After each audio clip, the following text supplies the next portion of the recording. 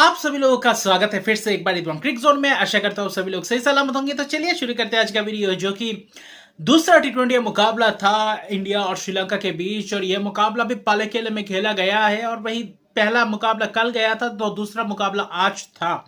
तो वही अगर देखें तो शानदार रविवार हुआ, क्योंकि अगर आप देखें तो टॉस भारतीय टीम ने जीतकर पहले आमंत्रित किया श्रीलंका टीम को बल्लेबाजी करने के लिए, यानी कि पहले बल्लेबाजी श्रीलंका ने किया, जिसमें से एक बदलाव थे, रमेश मंडिस आए थे दिलशान मधुशंका के जगह पे, यानी कि एक स्पिनर को लाए थे। और वही भारतीय टीम में संजू सैमसन आए थे शुभमन गिल के जगह पे, जहां पे शुभमन गिल के लिए जो थोड़ा बहुत बैक स्पेजम था, इसके लिए इस मैच में नहीं खेले। संजू सैमसन को मौका मिला आखिर में जाकर, लेकिन जो शुरुआत था गेंदबाजी अच्छा खासा किया अर्शदीप सिंह सिराज ने, लेकिन वही पावर प्ले भी अच्छा खासा घटा निशांका और कुशल मेंडिस। हालांकि कुशल मेंडिस को चलता कि अर्शदीप सिंह ने उतना खास आज जो रन्स नहीं बटोर पाए, सिर्फ 10 ही रन्स बनाए। लेकिन उसके बाद कुशल पेरेरा का आज बल्ला चला। कुशल पेरेरा और प्रथम निशांका फिर से एक और बार खासतौर पे देखें तो कंसिस्टेंसी दिखाई दिया, और प्रथम निशंका के साथ मिलकर कुशल पेरेरा ने भी वही ताबड़तोड़ अंदाज में पारी खेलने की कोशिश की। पावर प्ले को अच्छा खासा बुनाया, अगर देखें तो 54 रन बनाए पावर प्ले में। उसके बाद अच्छा खासा पार्टनरशिप्स भी दोनों बल्लेबाजों के बीच रहा, कुशल पेरेरा और खासतौर पे प्रथम निशंका के बीच।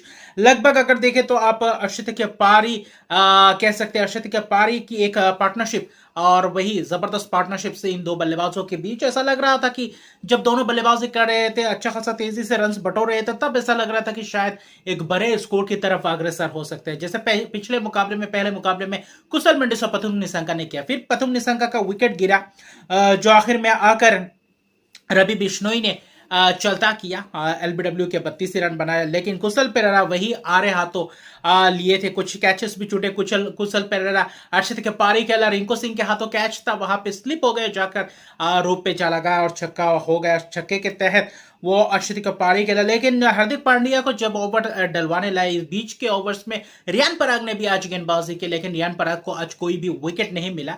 लेकिन शुरुआत फिर से वही अर्शदीप सिंह ने विकेट से चटका कर शुरुआत किया था इस इनिंग्स का भी। लेकिन कुल मिलाकर देखें तो अच्छा खासा गेंदबाजी भारतीय गेंदबाजों से दिखाई दिया, लेकिन वापसी किया 15वें ओवर के बाद, जब 140 रन थे, 130 रन थे, 2 विकेट, और तीसरा विकेट कुशल पेरेरा कमिंदो मेंडिस का गिरा। उसी ओवर में कुशल पेरेरा का गया, हार्दिक पांड्या ने चलता किया और वहां पे शॉट्स लगाते रहे।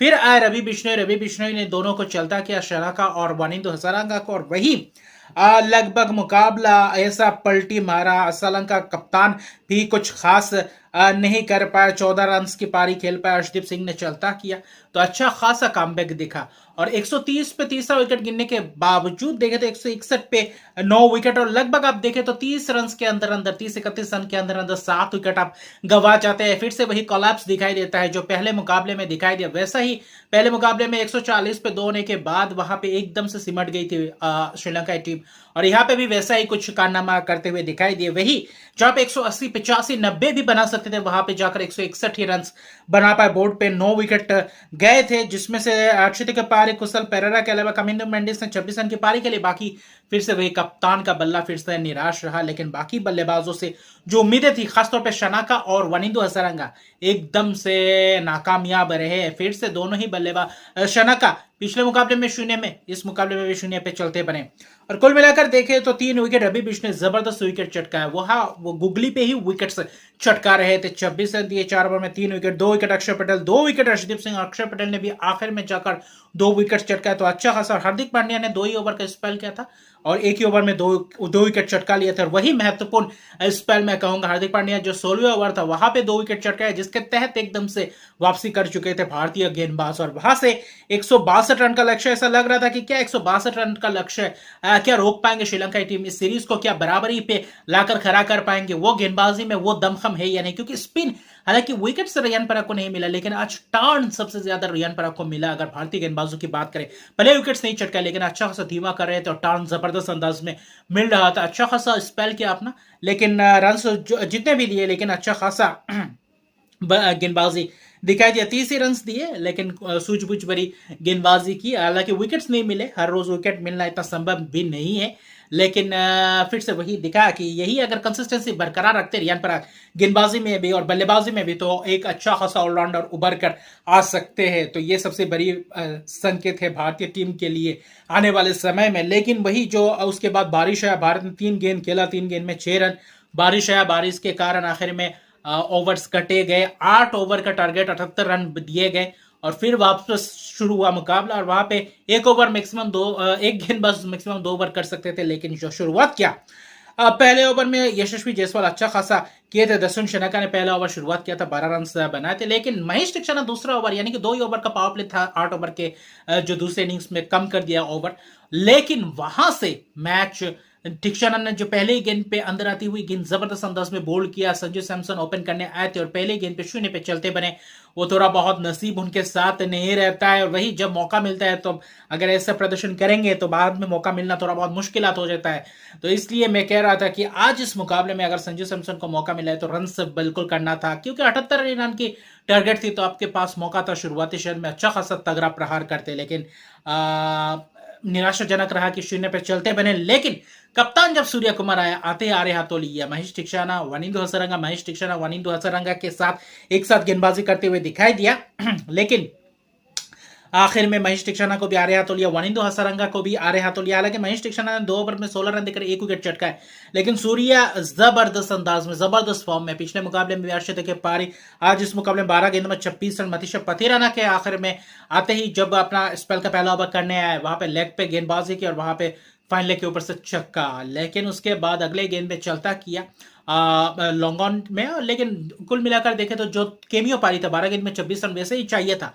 और वहां पे यशस्वी जायसवाल दूसरे एंड से जबरदस्त प्रदर्शन कर रहे थे, जबरदस्त आक्रामक पारी। 15 गेंदों में 30 रन। वनिंदु हसरंगा के शॉर्ट ऑफ लाइन डिलीवरी में स्क्वायर लेग के हाथों कैच दे बैठे थे, लेकिन अपना काम पूरा कर चुके थे, क्योंकि 2 छक्के भी लगा चुके थे। 15 गेंदों में 30 रन, अच्छा खासा स्ट्राइक रेट। पिछले मुकाबले में 40 रन बनाए। सूर्य कुमार यादव कप्तान ने कप्तानी पारी के लिए, जो दोनों के बीच अच्छी खासी 39 रन की पार्टनरशिप 19 गेंद में, और वही पार्टनरशिप ने मैच में पूरी तरीके से गिरफ्त में करके भारतीय टीम, और आखिर में जो केमियो खेला 9 गेंदों में 22 रन की नाबाद पारी हार्दिक पांड्या ने, वो पूरी तरीके से मैच को जितवा कर ले गए। जबरदस्त अंदाज में आक्रामक रवैया अपनाया, और 200 लगभग 45 के स्ट्राइक रेट से, जबरदस्त स्ट्राइक रेट, यानी कि जो जिन 3 बल्लेबाजों ने रन किए, तीनों ही 200 के ऊपर से स्ट्राइक रेट के हिसाब से बल्लेबाजी के लिए। तो ऐसे ही चाहिए, ऐसे ही T20 फॉर्मेट। और भारत इस जीत के साथ 7 विकेट से मुकाबला जीता। हालांकि 3 विकेट गए वनिंदु हसरंगा, 1 विकेट मतीशा पथिराना और 1 विकेट वनिंदु दीक्षाना के खाते में गए। लेकिन श्रीलंका फिर से एक और बार निराशाजनक